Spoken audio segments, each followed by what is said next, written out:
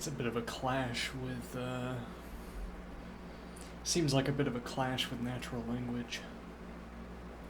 P and Q then R, if and only if P then R or Q then R. In natural language, P and Q could be sort of required at the same time.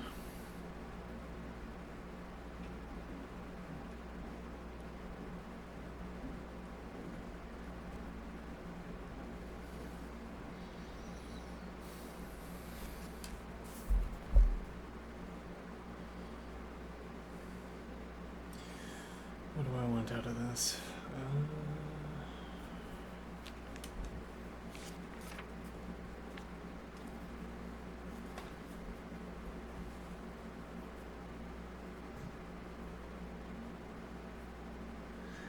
B is an element of the field of R, then the ordered pair BD is an element of R, or if C is an element of the... Oh yeah, that doesn't make much sense, does it?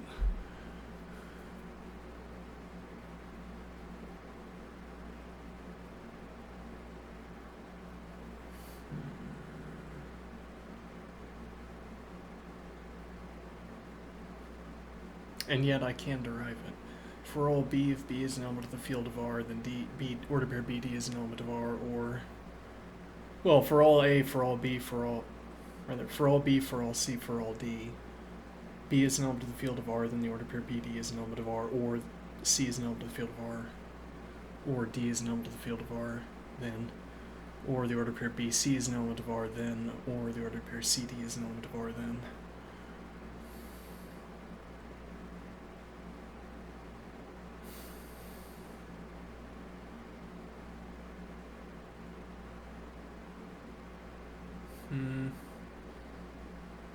Here we tried distributing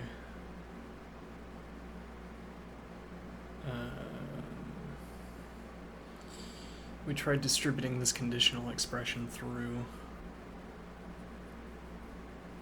and with some results.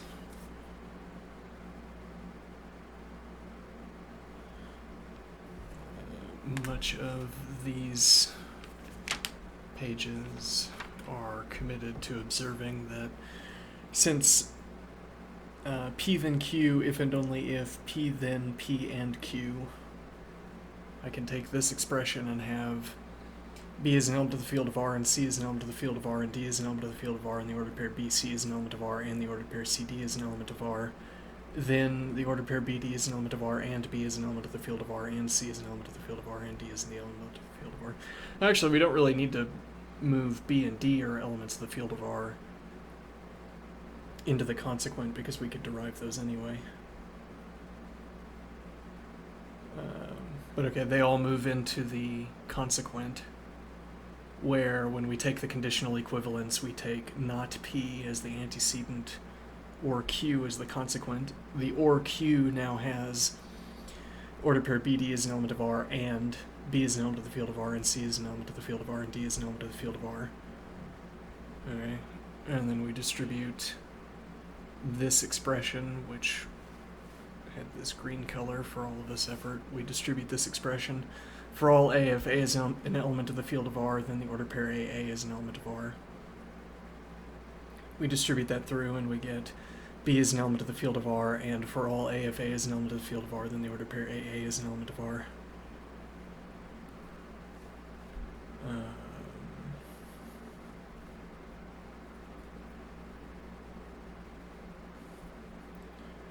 And then this lemma was showing that according to our rules for transformation, according to our syntax rules, if we have this distributed expression and we have this and expression that we're distributing into, then we have green and blue, if and only if green and blue and the particularized consequent from the green expression. So the ordered pair BB is an element of R, the ordered pair CC is an element of R, and the ordered pair DD is an element of R.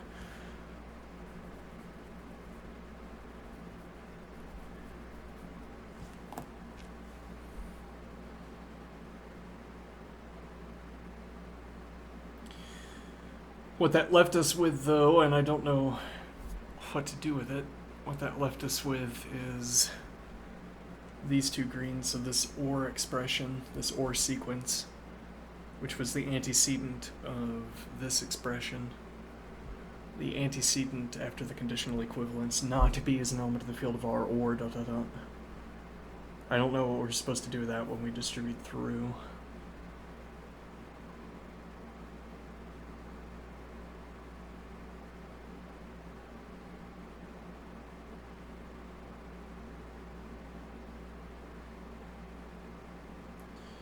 Well, actually, I know something we can do with it.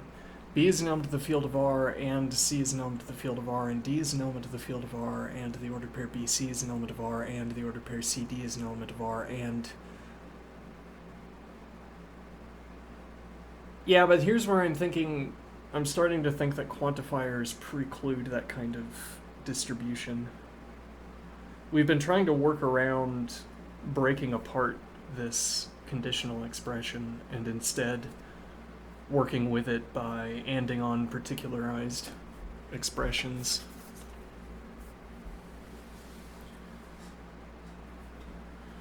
So we have a lemma. Let's see. Right, where did I do that?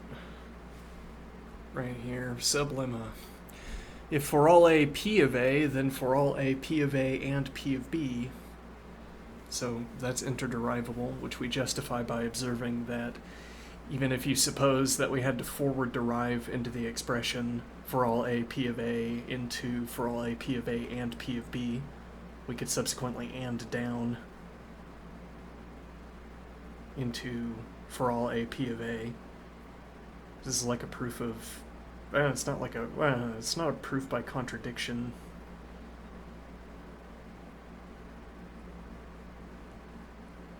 This meets our standards for interderivability, even if you at first thought, or even if you at first had a construction rule.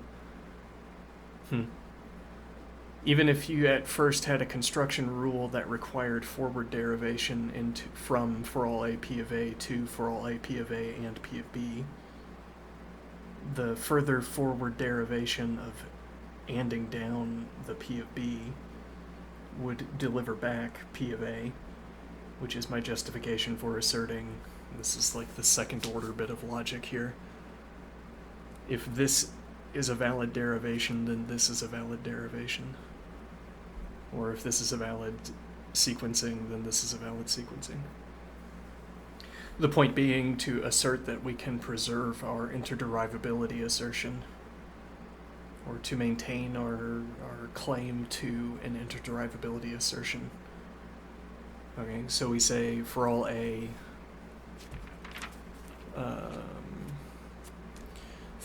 this expression, then for all A this expression and the B form of this expression and the C form of this expression and the D form of this expression.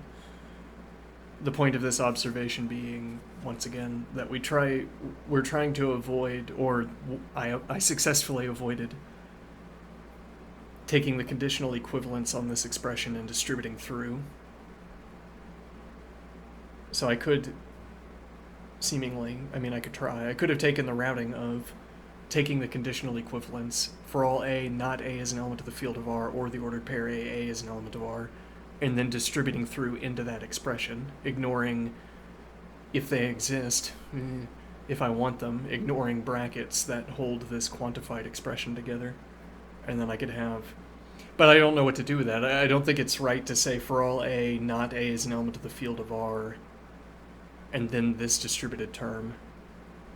Or for all A, the ordered pair AA is an element of R. That particularly makes no sense, and warns against trying to break apart, warns against adopting a syntax rule that allows distributing through the conditionally equivalent form of this, the conditional equivalence form.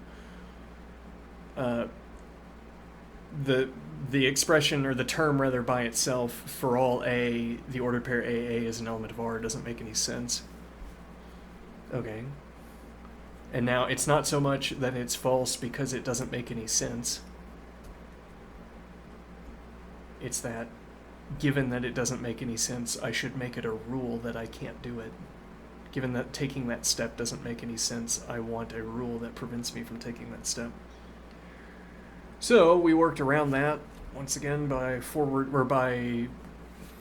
proving or claiming that we get interderivability between P of A and P of A and P of B. Okay, so I can generate the particularized term and then combine it and then get rid of the particularized term. Which is to say, well, so we don't, in the process of proving this lemma that we get green and blue interderivability, or interderivable with green and blue and these conjuncts, we don't have to keep the particularized conjuncts. We don't have to forward derive to end down the particularized conjuncts. I generate the particularized conjunct. I get the consequent of that conjunct, and then, as it were, I put brackets around the universal expression and the particularized expression, and down without dropping interderivability, and I only have the particularized consequence remaining.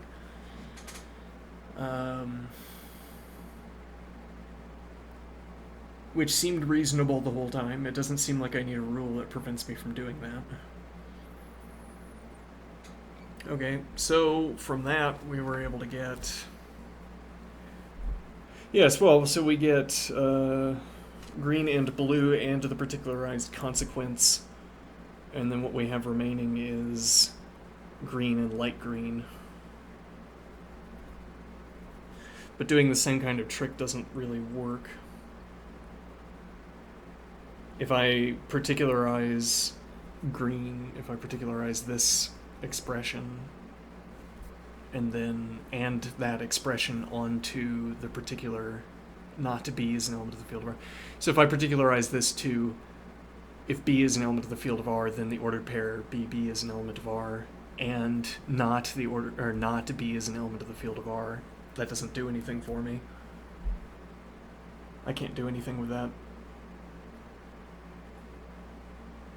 It's a contradiction with the consequent, because this consequent says A is an element of the field of R, then the ordered pair AA is an element of R and A is an element of the field of R, or for that matter I can derive A is an element of the field of R from the ordered pair AA is an element of R.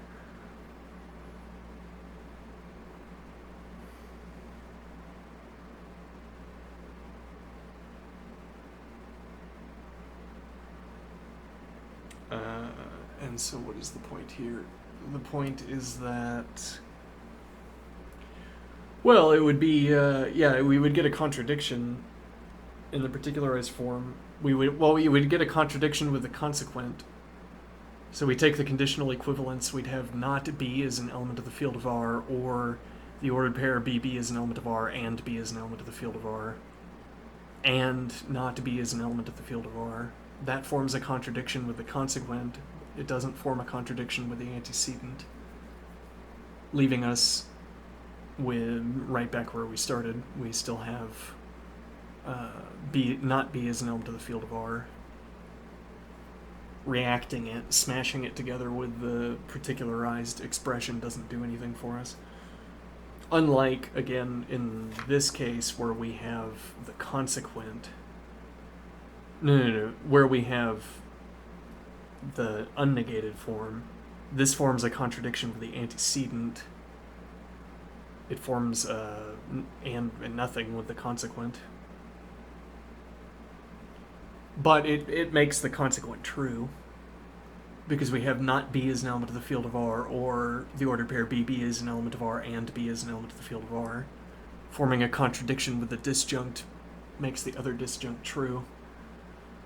So that's, again, where we got all of that. But, yes, so we're left with these two green expressions anded together, and we can't do anything to reduce those. Except we can put all of these negated... No, but that requires us to be able to distribute. Mm-hmm.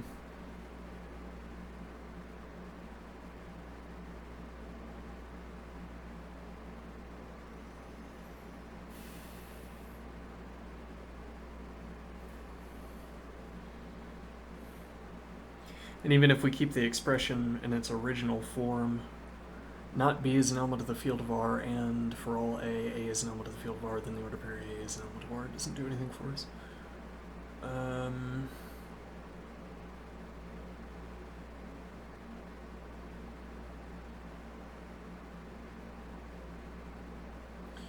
If we have to keep this expression together,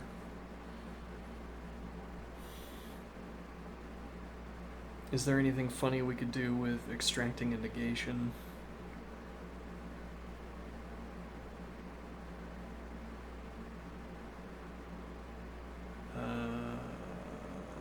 What would that idea be? So if we extract a negation, we'd have not, a big not, and then we'd have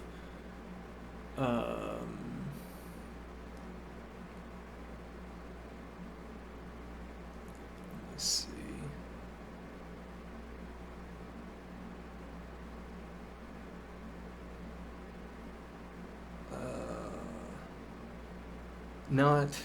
Not for all A.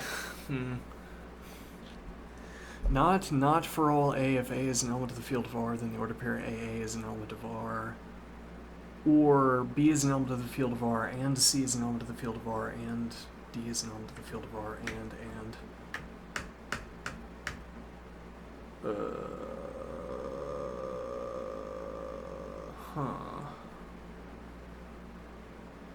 And interestingly, that's ORed onto this expression.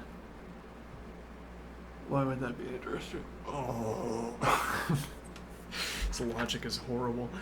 Alright, let's see if we can do a logic trick.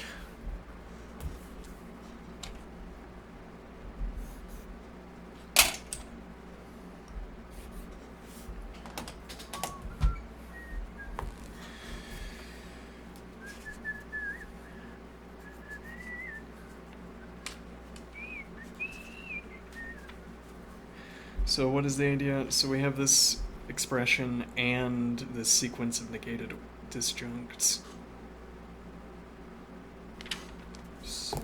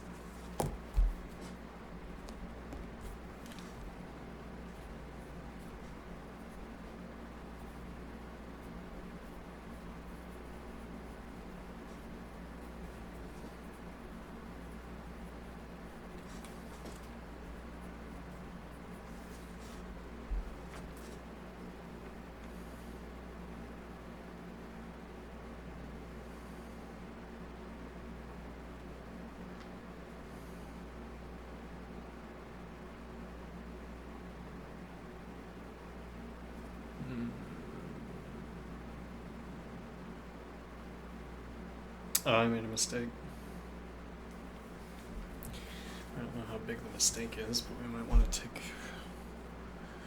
we might need to trace it out.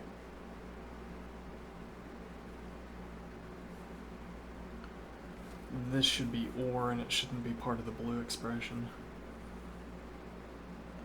I don't think it matters much.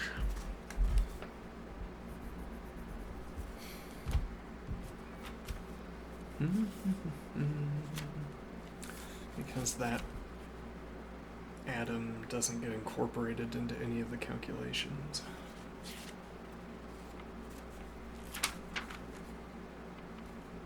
No, I don't even see it. No tracing to be done. Good. Okay.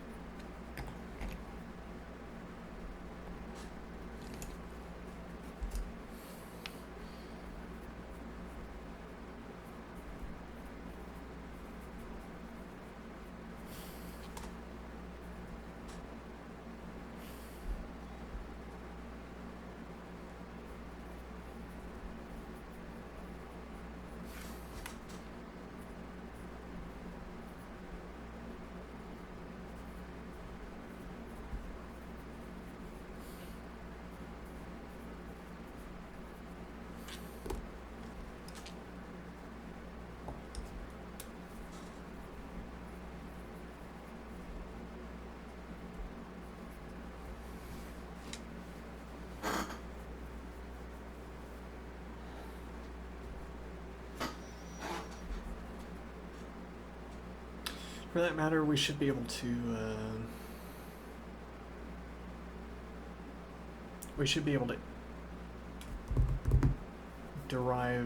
interderive down these and terms. If I have the order pair BC as an element of R and the order pair CD as an element of R, I get B as an element of the field of R and C as an element of the field of R and D as an element of the field of R. On the other hand, I can't and down these ordered pair terms because I wouldn't be able to rederive specifically these ordered pairs.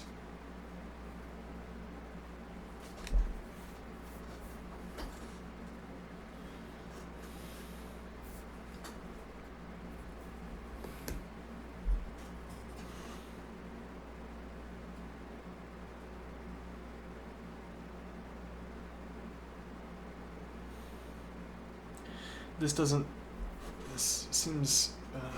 seems like it's shaping up not to make any sense.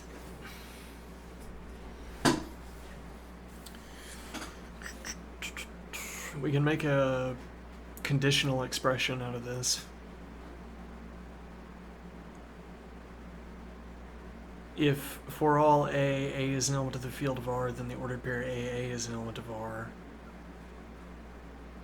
Not B is an element of the field of R and C is an element of the field of R and ...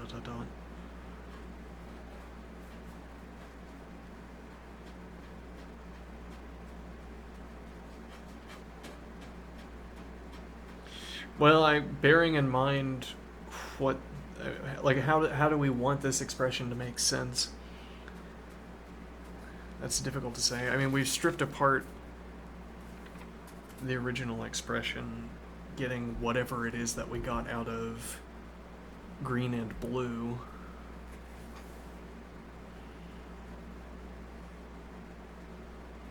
So I don't know what this conditional expression is telling me, but I guess it's the other side of this green then blue implication. Green then blue conditional expression. You have the consequent side and then the antecedent side, which is saying.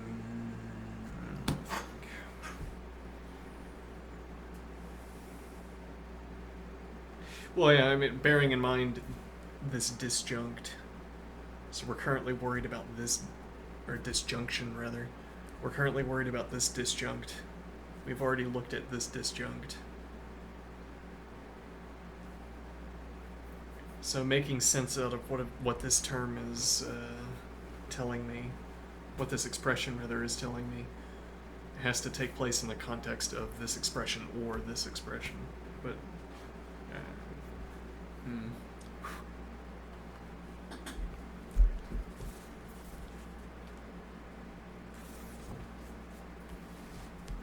I could make a great big conditional expression. Because this is ORed on.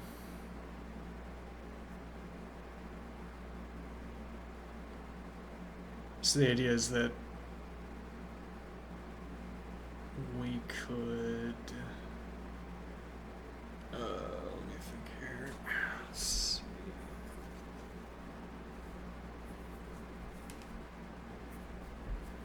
So this entire disjunct is negated. So we could put this entire disjunct as the antecedent to this disjunct. So we would be saying if for all A is an element of the field of R, then the order pair AA is an element of R, has as its consequent not B is an element of the field of R and not C is an element of the field of R. Rather, not B is an element of the field of R and ... Then whatever we reached with green and blue. What did we reach with green and blue? I probably should be explicit about that.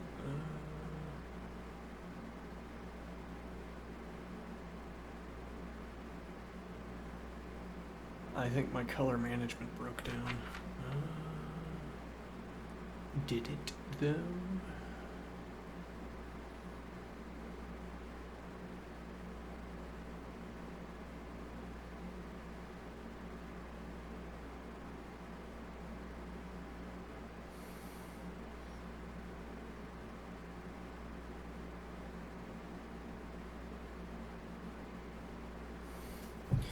So this green expression remains the same. For all A is an element of the field of R, then the order pair AA is an element of R. And then we have indigo blue, which is the order pair BC is an element of R, and the order pair CD is an element of R, and the order pair... No, and then that...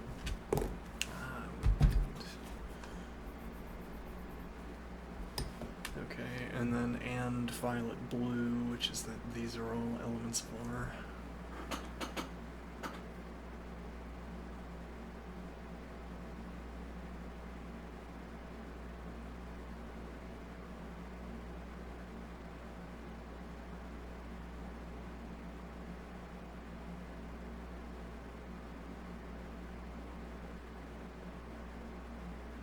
I mean, for that matter, we could re-extract green and then have light green or indigo, or light green or violet blue.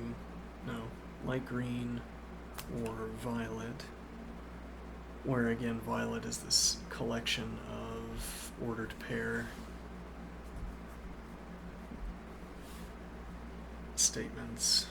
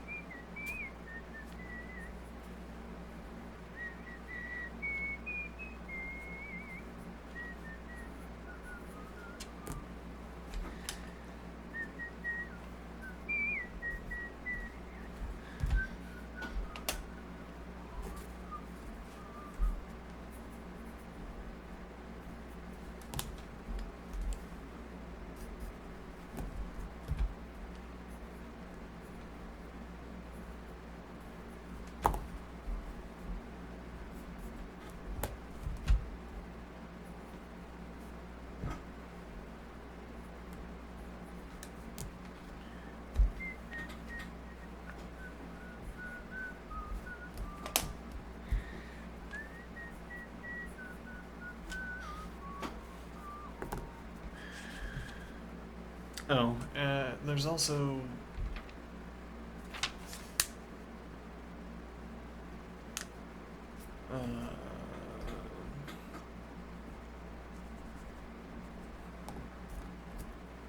or the ordered pair BD is equal to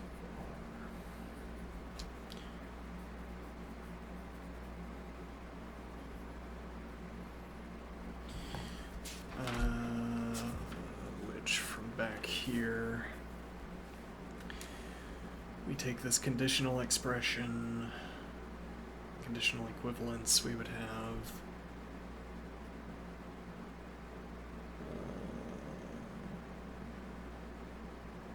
oh, wait a minute, this isn't a mistake. And the reason it's not a mistake is that the reason, right, well, we take these antecedent terms and move them to the consequent as conjuncts. So we have the ordered pair BD as an element of R and all of these antecedent terms. Hence the conjunct here. So this error declaration is itself an error.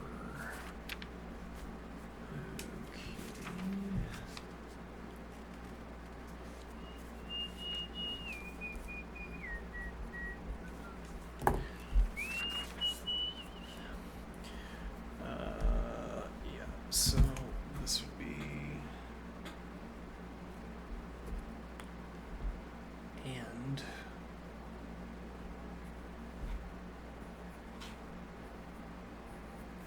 and this would just be part of it.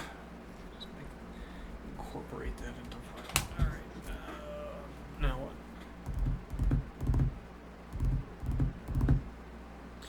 Well, so this is already, as it were, prepped to be an antecedent.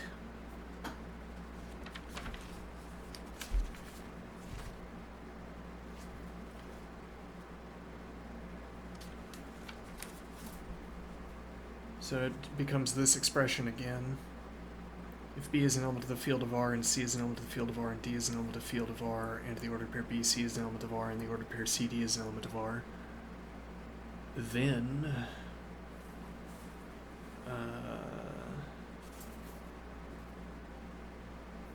as the consequent, we get violet, which is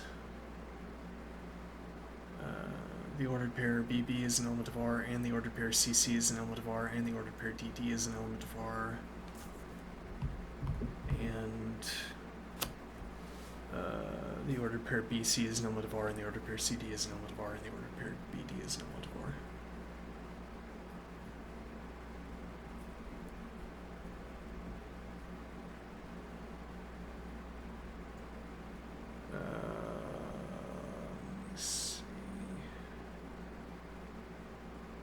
Which does not make this a tautology because the ordered pair BD is not in the antecedent.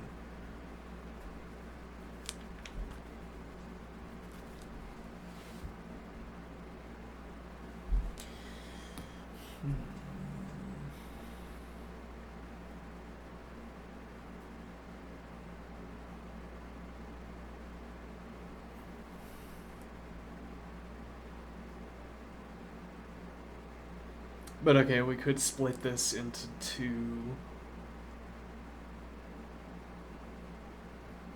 We could say the ordered pair BC is an element of R, and the ordered pair CD is an element of R. We can and down these elements of the field of R terms. Then we have the ordered pair BC is an element of R, and the ordered pair CD is an element of R.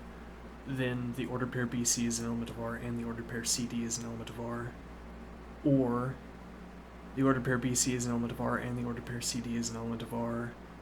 Then the ordered pair BB is an element of R, the ordered pair CC is an element of R, the ordered pair DD is an element of R, and the ordered pair BD is an element of R. So we split it into the tautologous term and the non-tautologous term. Interesting.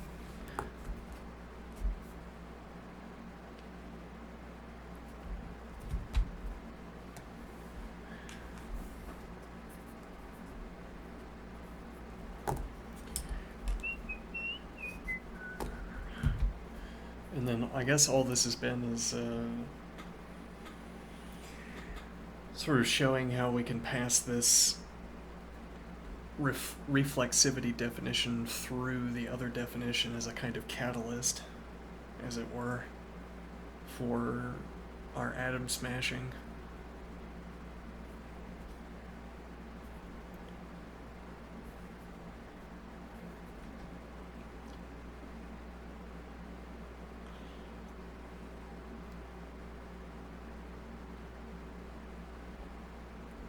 So, let's see.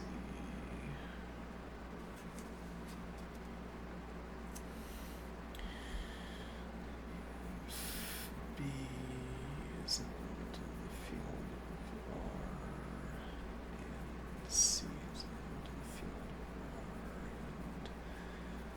and D is an element of the field of R, and the order pair BC is an element of R, and the order pair BCD is an element of R.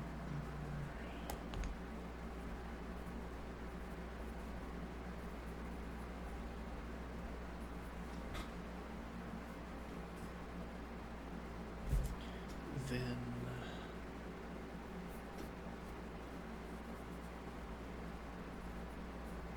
the ordered pair BB is an element of R, and the ordered pair CC is an element of R, and the ordered pair DD is an element of R,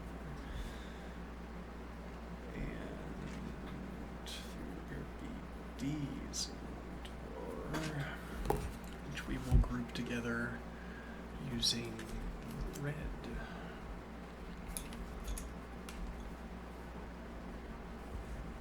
We have to recycle through the colors.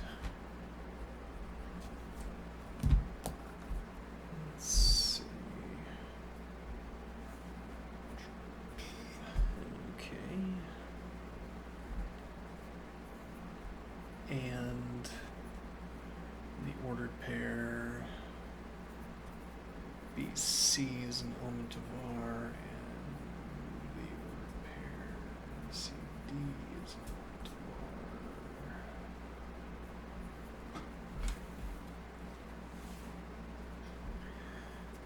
Okay, and we will have that as orange. Now, just not even a lemma, a sublemma.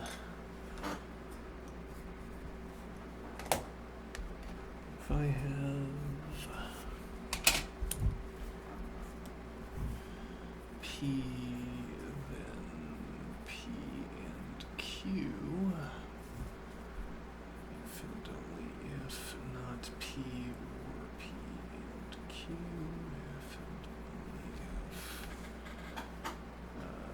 not P or P and P or Q, if and only if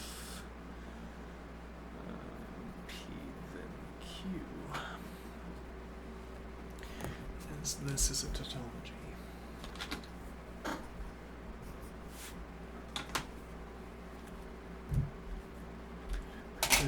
Okay, and the point of that lemma. And then let's do another one. If I say the ordered pair BC is an element of R, and the ordered pair CD is an element of R,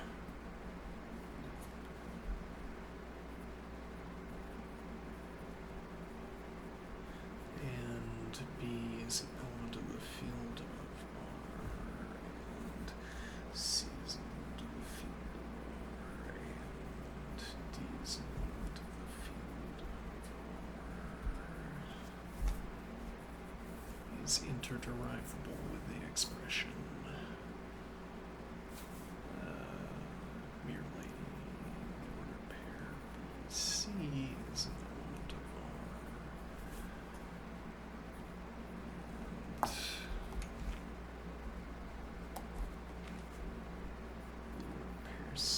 D is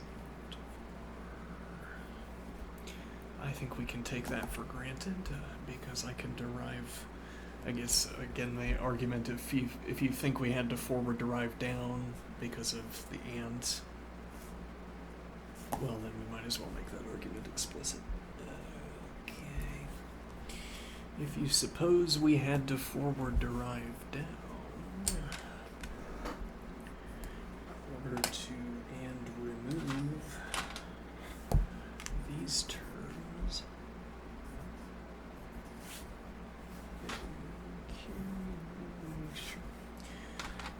then we could forward derive again. Actually, this would be interderivable, right? No, this would be forward derive again. We can't get back specifically. Oh, wait a minute.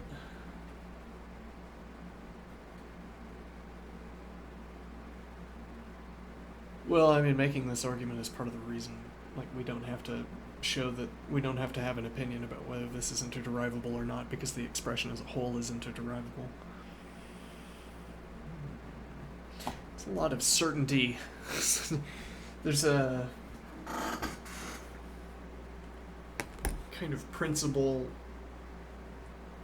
There's a principle I try to adhere to,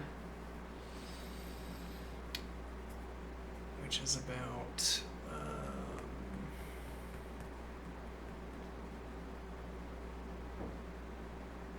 I use the term interderivability with confidence. Okay.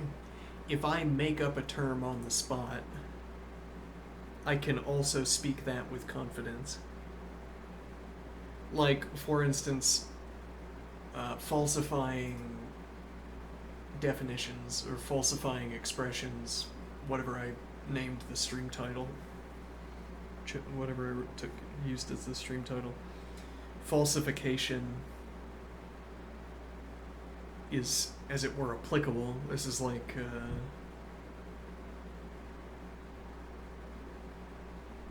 petting a hedgehog, petting a porcupine the correct way as opposed to the wrong way.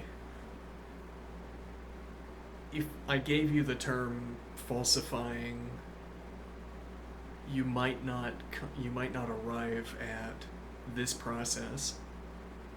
But if I show you this process and call it falsification, you would understand why I chose that term, or recognize why I chose that term.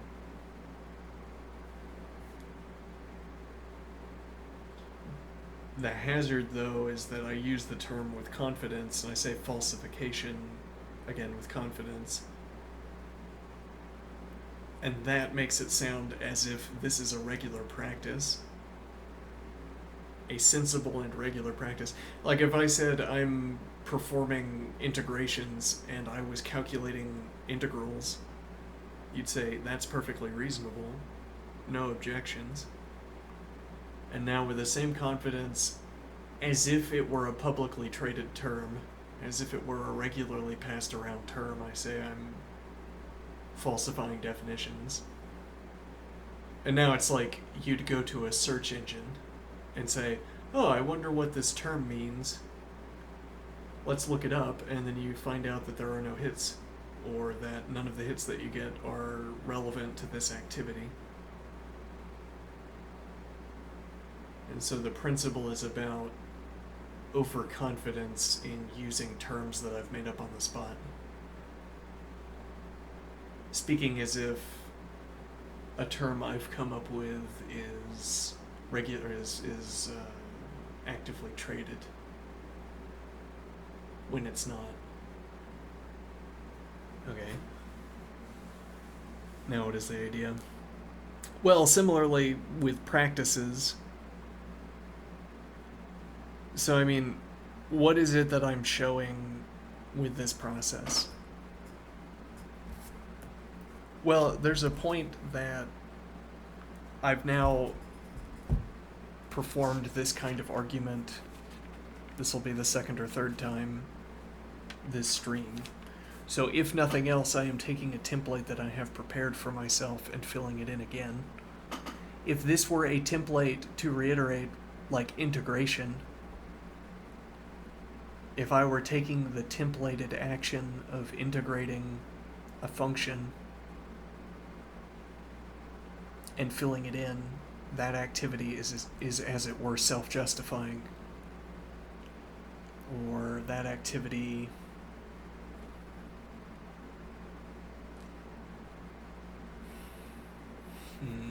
what am I trying to say? I'm writing out this argument again as if it proves something. It proves something to me. It proves that when I undertake this activity, I allow myself to perform calculations in a given way.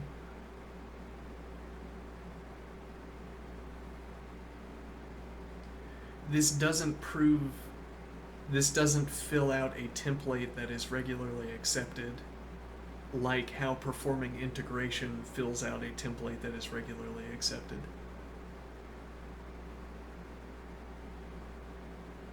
In the practice of performing set-related calculations, this has become a point of contention. In my practice of working through set calculations, this has become a point of contention in about my own practice. Observing my own practice, I see that my practice comes to a head in this question and it needs to be resolved. And this is the resolution of that question to my satisfaction. But that, in other contexts,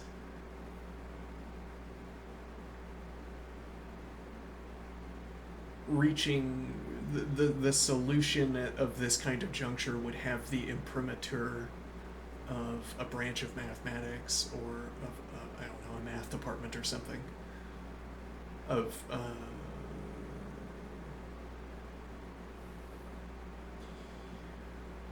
like if we think about a math book as promulgating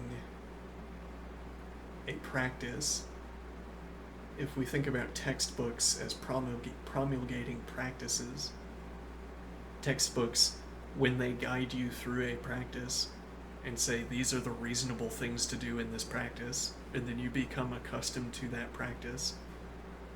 Now when you arrive at a template that is provided by that practice and you fill it in, you have the imprimatur, the justification for your proof provided by the textbook.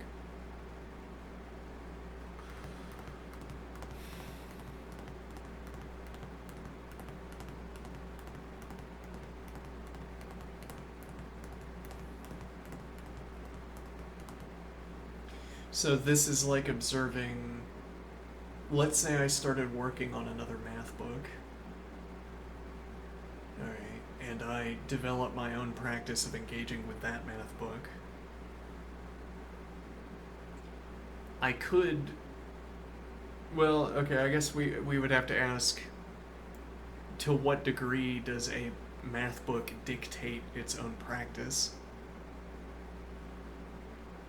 As it were, we could imagine a math book, a textbook, so rigorous that there was only one way to work through it. And then there would be no juncture you could arrive at where you needed to make a decision like this. Or rather, anytime you had to make a decision, the decision would be provided for and justified by the textbook. The alternative idea being that as I work through a textbook and I develop my own practice of understanding or of recognizing, working through the exercises, I come up with my own rules for how to fill in a page.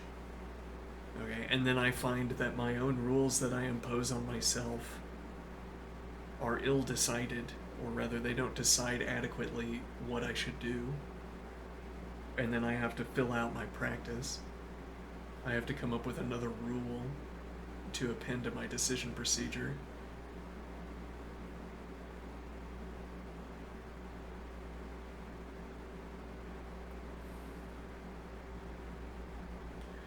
And then the point would be, well, as we've constructed this example, I wouldn't be able to appeal to the book directly.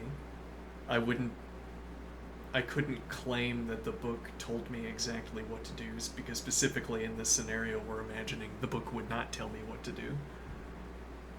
So where do I find the justification for making it? I do what makes sense to me. I look at the juncture and I move forward as it makes sense to me to move forward.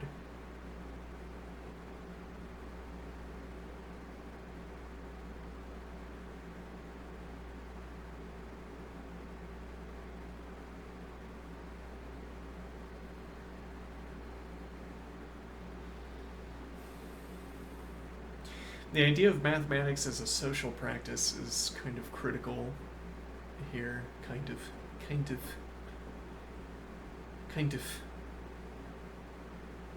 The idea of mathematics as a social practice.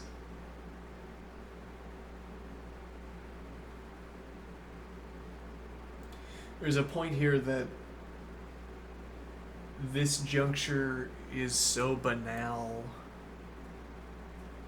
What conclusion I'm reaching here is so banal, so close to the ground. It's like you couldn't disagree that this is a question to ask, and if we disagreed about my answer, I wouldn't be so committed. Like if you said, no, actually you have to forward derive here, I'd say, okay. Or I might argue the point. But then we've already agreed that this evaluation of forward derivability as opposed to interderivability is a reasonable distinction to make.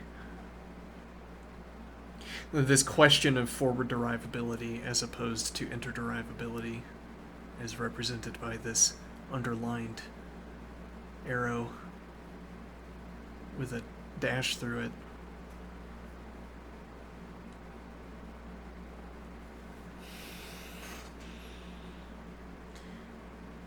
To disagree with me about the status of at this juncture, to say no, this is a forward derivation case, is already to have accepted that this distinction between forward derivation and interderivability is a good one, worth making.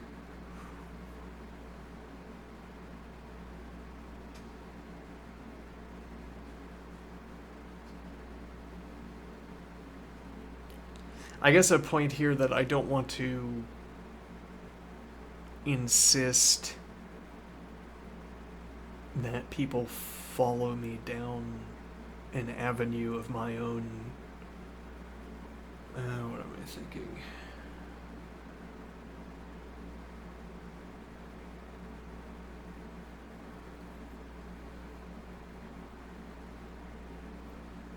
I'm wary in general beyond math, but also apparently in math as well. I'm wary of supposing that I'm wary of what I take for granted. I'm wary of what I take to have received from the background.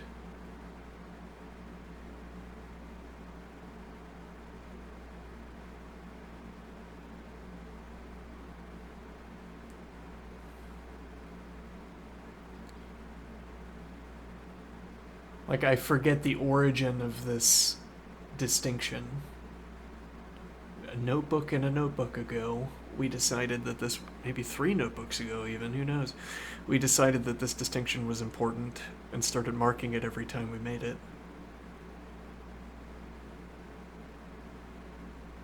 And now if I wanted to justify making this distinction, I would need to go back, look at the practice, and point at what purpose it serves, I suppose.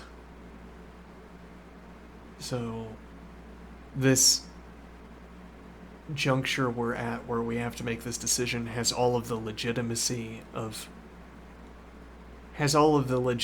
it has in consequence of having been incorporated into the practice for so long.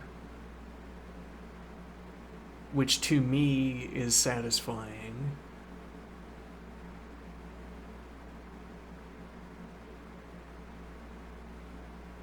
It's like if somebody comes into a book reading halfway through the book and doesn't understand what the story is or what story is being told,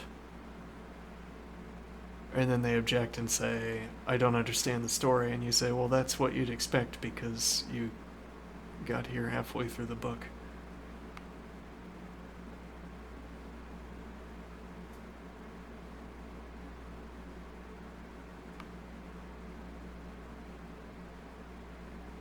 Anyway.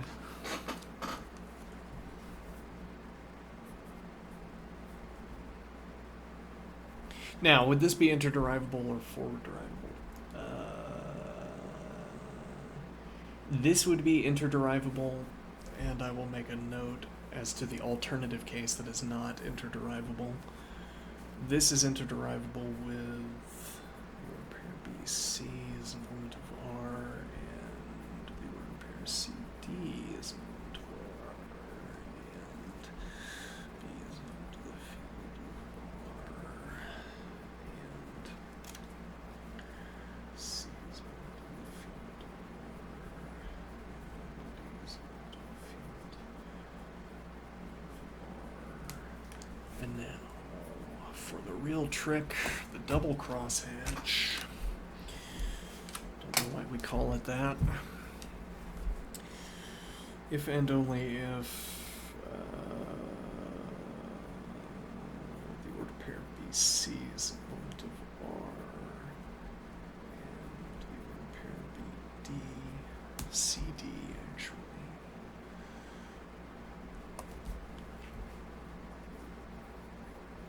Is an element of R is interderivable with, and that should probably be indented, though then we should have indented this, but whatever.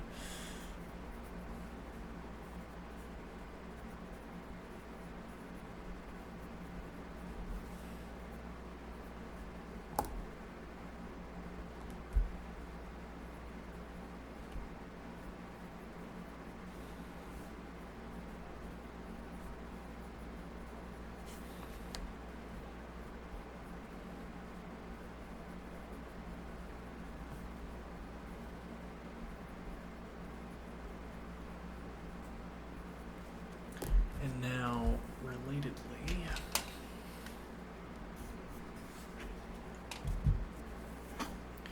if I start with the ordered pair BC is an element of R and the ordered pair CD is an element of R and B is an element of the field of R and C is an element of the field of R and D is an element of the field of R, and then I and down the ordered pairs instead.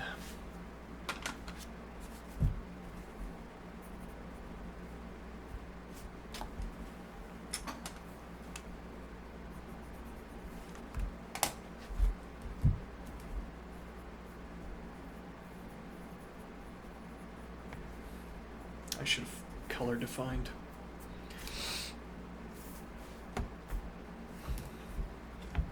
Should have. Did.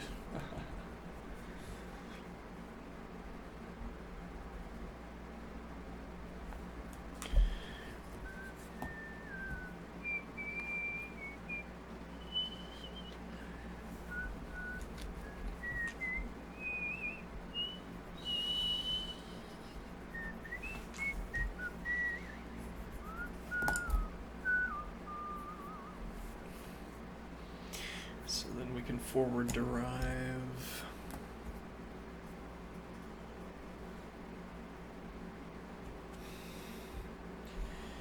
Well, we would forward derive something horrible.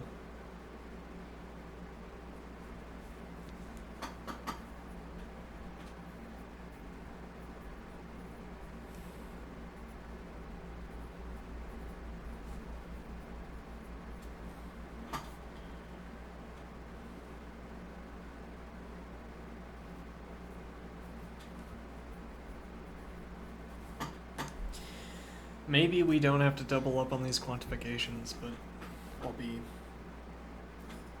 pedantic. Let's see.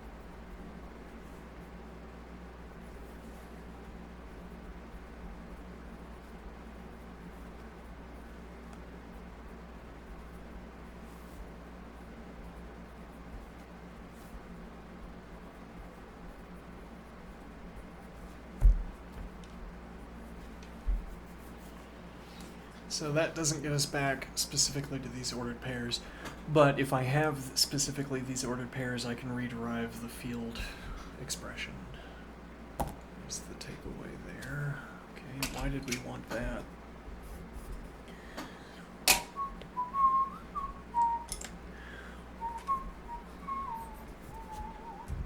Because it allows us to simplify.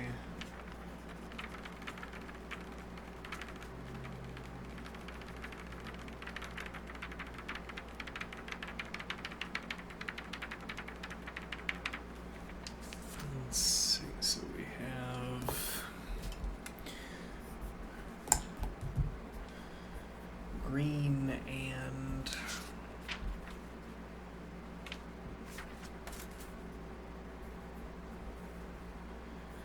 if the ordered pair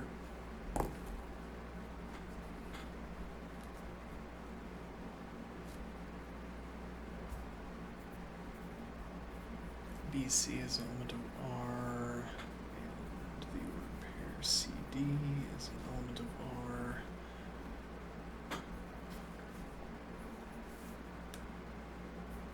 Then the ordered pair BC is an element of R and pair CD is an element of R.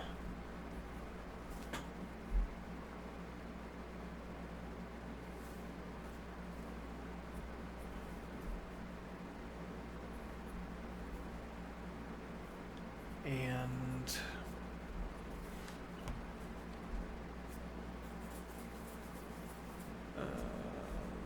if the ordered pair BC is an element of R, and if the ordered pair CD is an element of R,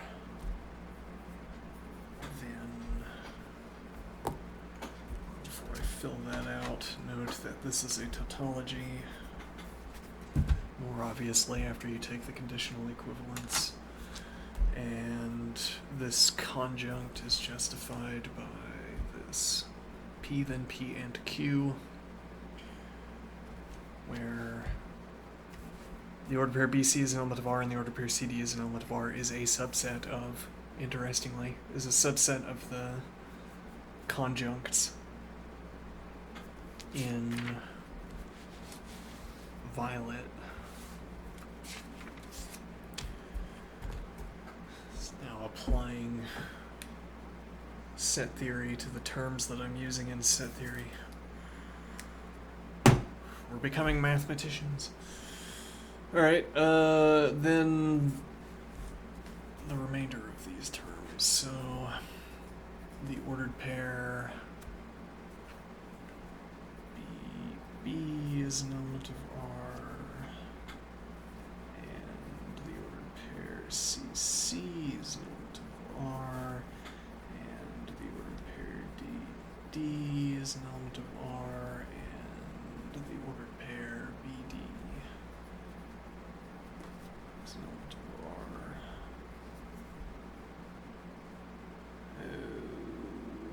Okay. Done, done, done. Brackets go off the page. Alright, now what does that give us? For all A, if A is an element of the field of R, then the ordered pair AA is an element of the field of R, and if the ordered pair BC is an element of R and the ordered pair CD is an element of R, then the ordered pair BB is an element of R and the ordered pair CC is an element of R and the ordered pair DD is an element of R and the ordered pair BD is an element of R. Okay. That, I feel like we could have arrived at that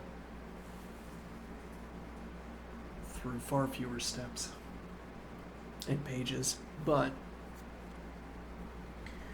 we're developing the practice. What time is it, by the way? Yeah, we got about 30 minutes. Okay. What do we want to do?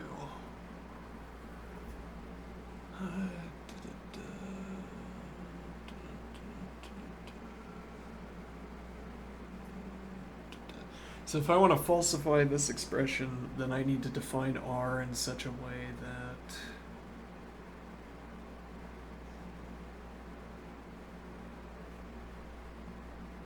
well, if I define R so that BC is an element of R and CD is an element of R, and at least one of these reflexive pairs is not an element of R, then we get a contradiction.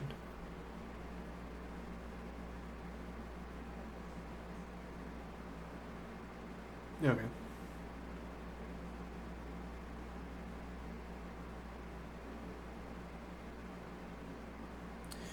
Because we would have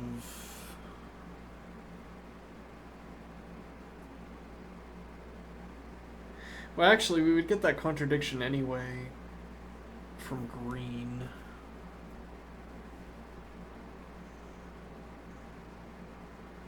I mean, we wouldn't need to have worked out this expression, this consequent, to get that contradiction. And indeed, that is not where the contradiction. Well, no, yeah. I mean, we would have two choices for getting the contradiction out. So I could say merely, you know, I could have only one of these conjuncts if the ordered pair BC is an element of R. That's interderivable with B is an element of R. B is an element of the field of R, and C is an element of the field of R.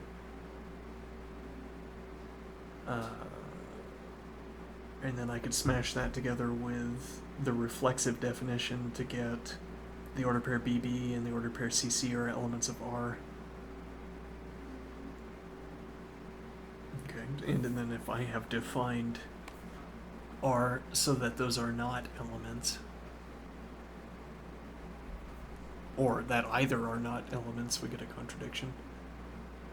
Otherwise, I get the contradiction from having both of the conjuncts. The ordered pair BC is an element of R, and the ordered pair CD is an element of R. And then we don't have... Well, actually, let's see. It wouldn't be a contradiction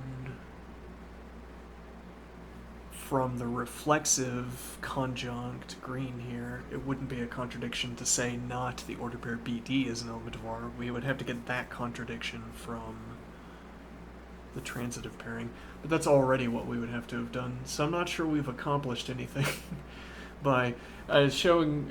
we get the interesting observation that we can recombine our terms in this way, I guess, but...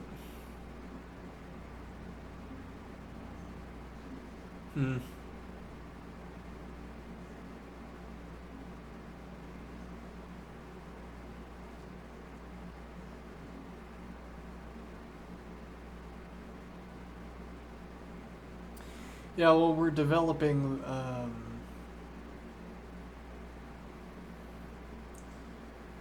Why are we developing this? What is the point of learning to shuffle symbols around to this extent? I guess the idea will be that we'll try to figure out... Actually, maybe that is the point. When we work on actual math, instead of working on tutorials in the note-taking language, we would try to reconstruct definitions in our bespoke set expression method, using our bespoke set expression method. And then the idea is, hey, I wonder how this definition behaves when I feed it various expressions.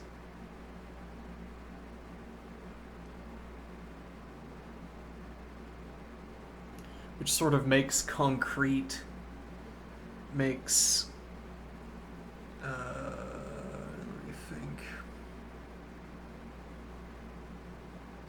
like this mode of inquiry.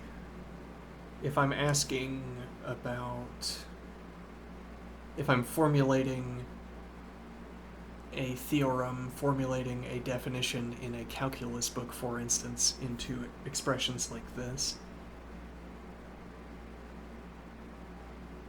I can, well, for one point, I can come up with better or worse definitions, better or worse translations into my set practice, set notation. And then the idea would be prodding my set definitions, feeding them different inputs, and finding out how they behave would help to reveal whether the definition was good or not.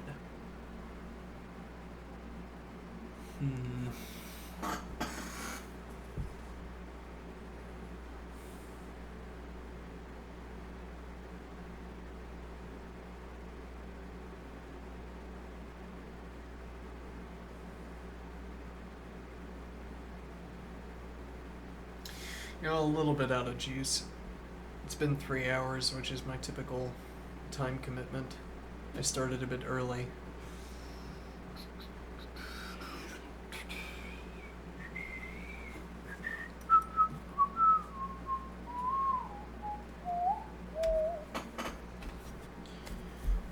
Set up the next one.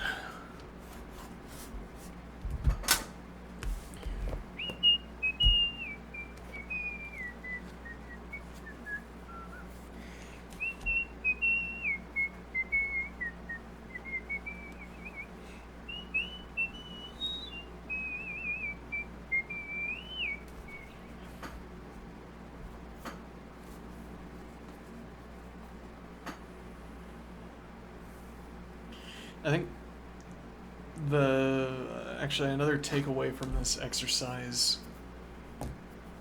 and even the initial motivation behind it, was the quantification question. So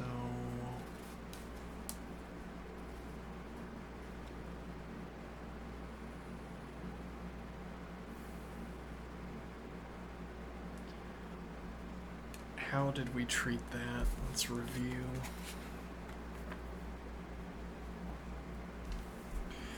We treated these quantifications as if they established particulars, I want to say.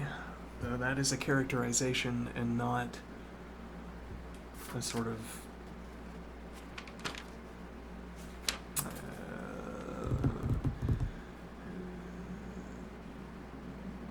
we don't have like a meta-theoretic definition that establishes what it means to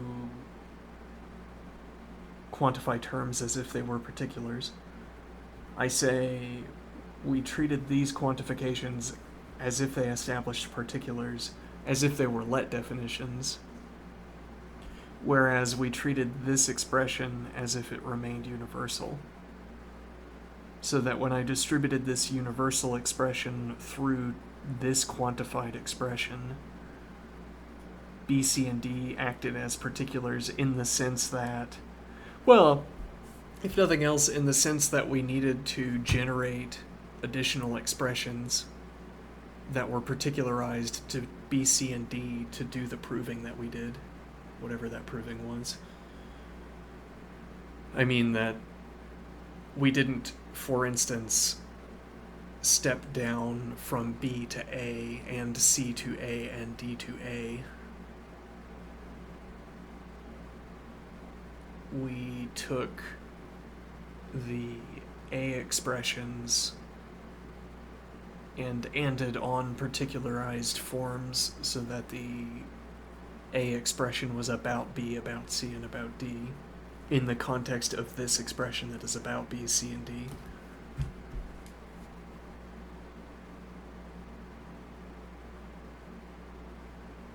I guess we could try to do it in the other direction.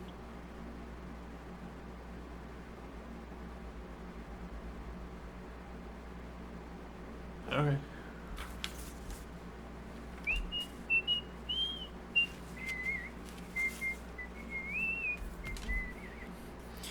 For all B and for all C and for all D, if the ordered pair B, C is an element of R, and the ordered pair B, C, D is an element of the field of R.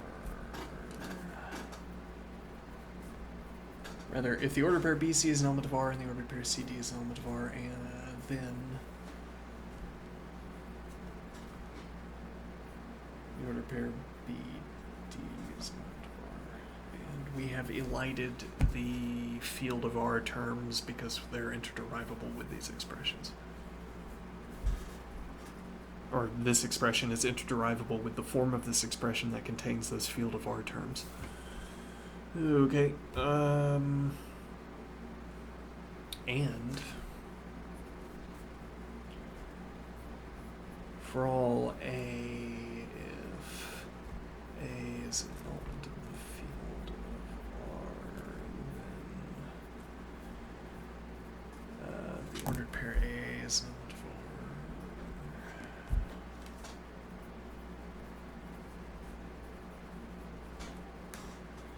And A is an element of the field of R.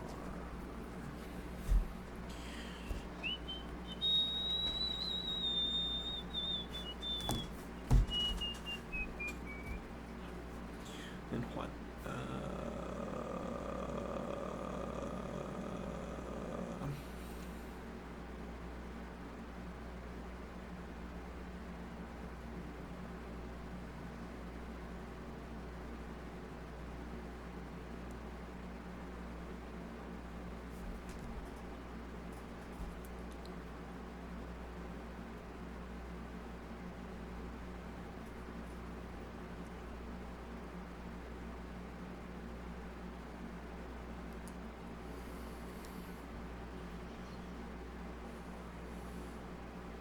So I guess the point is that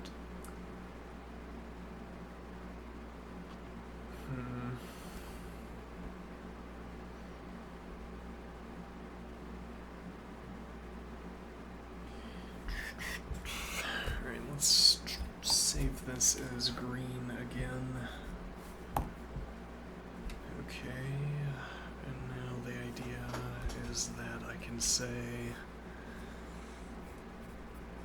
interderivable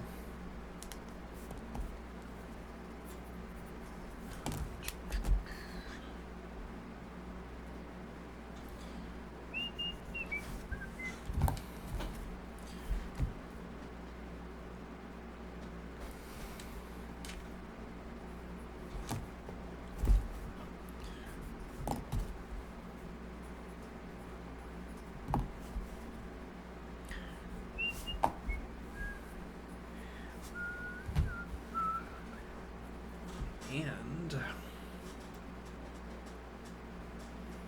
now how many of these terms do I want to step down?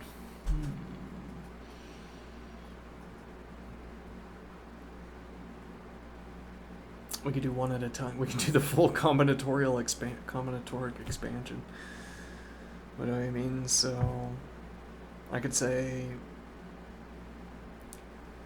if the ordered pair AC is an element of R and the ordered pair CD is an element of R, then the ordered pair AD is an element of R. And if the ordered pair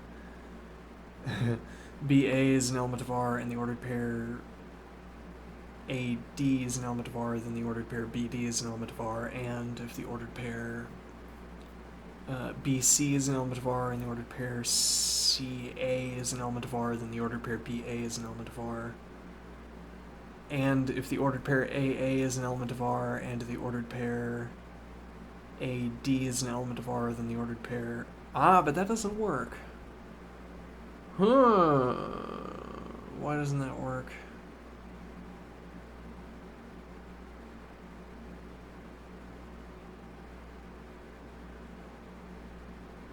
Or doesn't. No, yeah, this is... No.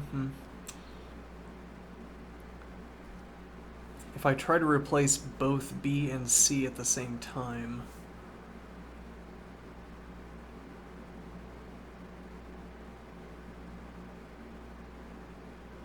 No, yeah, that still works.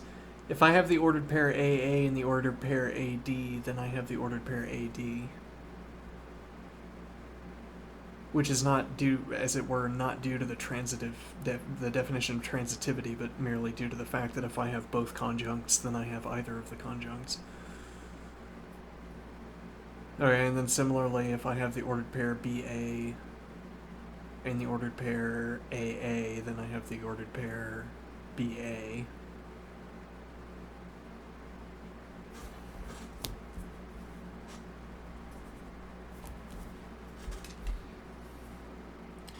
Well, this is a bit of a... Maybe I'm doing this to fill time a little bit, but sure. Alright, so if I have...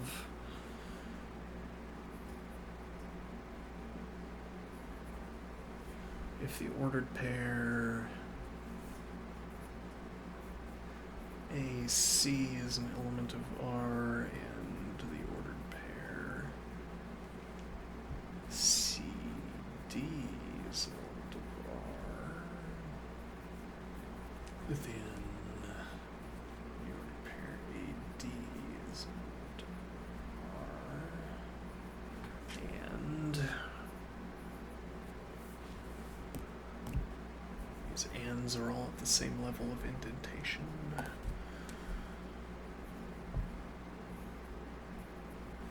If the ordered pair B, I guess we go, yeah, it'd be BCD. If the ordered pair BA is an element of R and the ordered pair AD is an element of R, then the ordered pair BD is an element of R.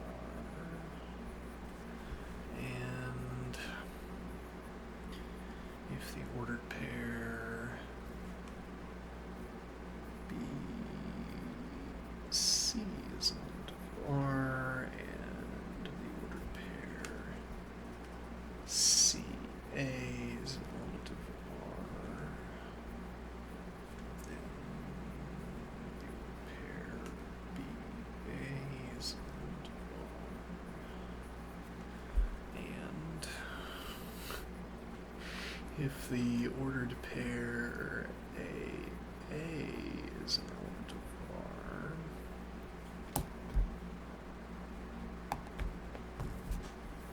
and the ordered pair AD is an element of R, then the ordered pair AD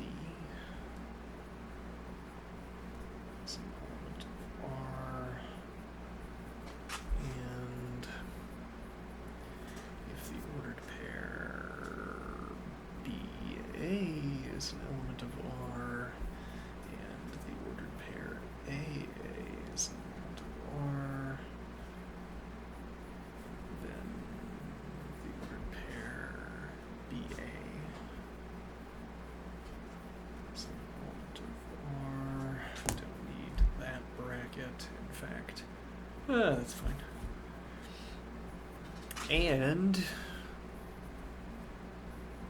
if the ordered pair AA is an element of R and the ordered pair AA is an element of R, then the ordered pair AA is an element of R.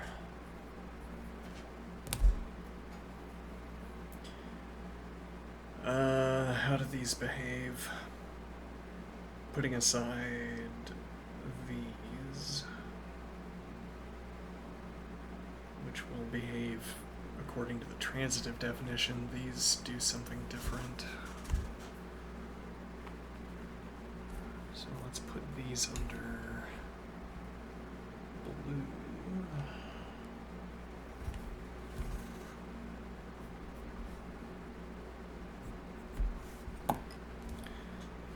And these under diagram blue.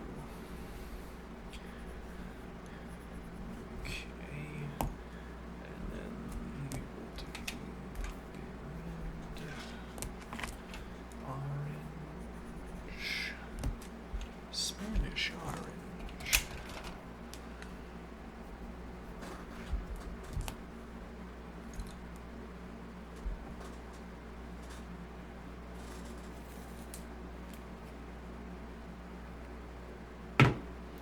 Okay, if I have poppy red,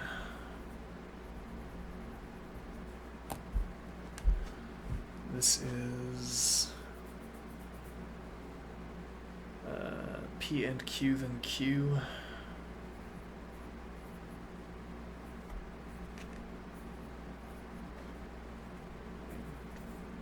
If not P or not Q or Q.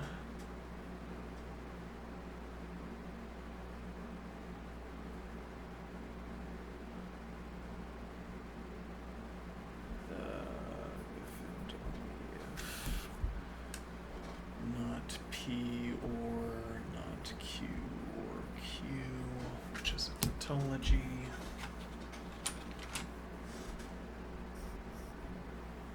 Which makes the entire expression a tautology. And I claim the same is true of both orange. And most obviously in the last case, but so we're going to have that all three are tautologies.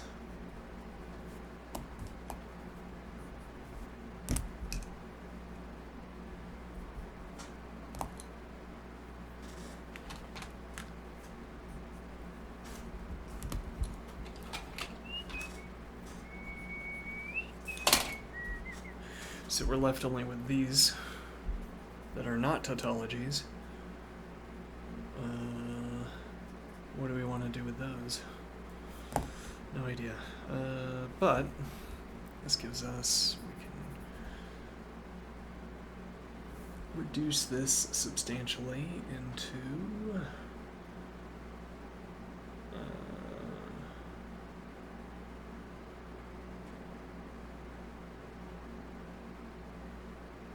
well, so this is the no, yeah, okay. So now we have green and light green and blue.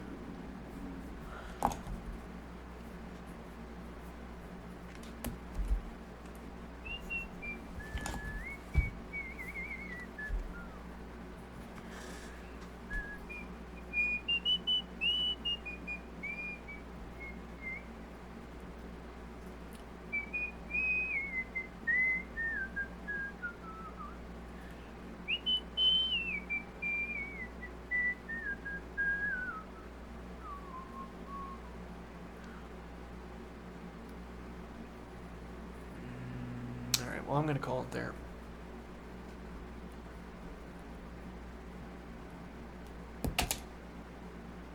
Okay, have a good one. Anybody in chat?